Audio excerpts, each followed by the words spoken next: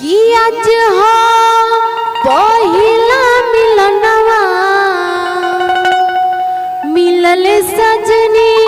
के सजनवा हमारे अंग अंग गुलाब नियन खिलल बा बदनवा तो सुनी सुनी भगवान जन बिहान होके दे कि सुनी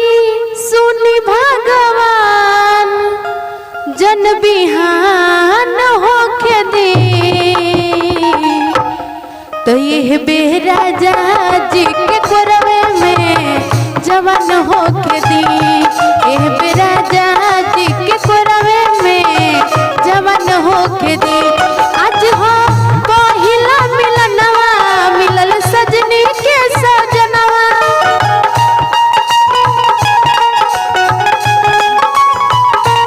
हमार अंगे अंगुलाब नियन खिलल बा बदनवा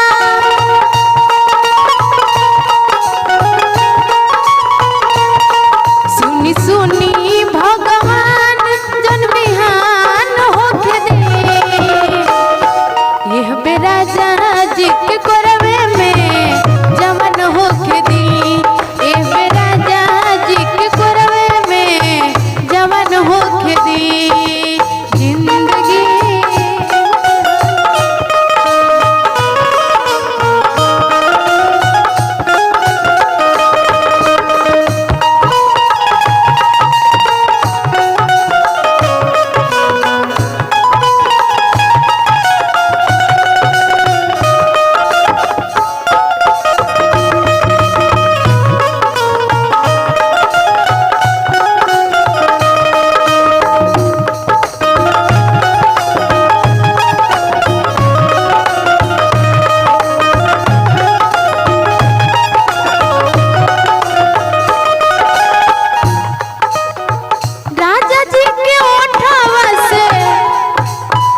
उठ जब साटी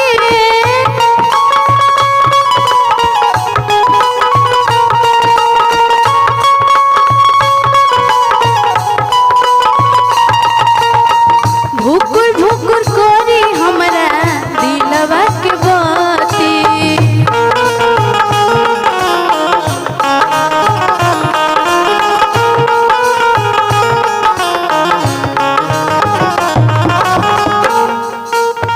राजा जी के ओठवा से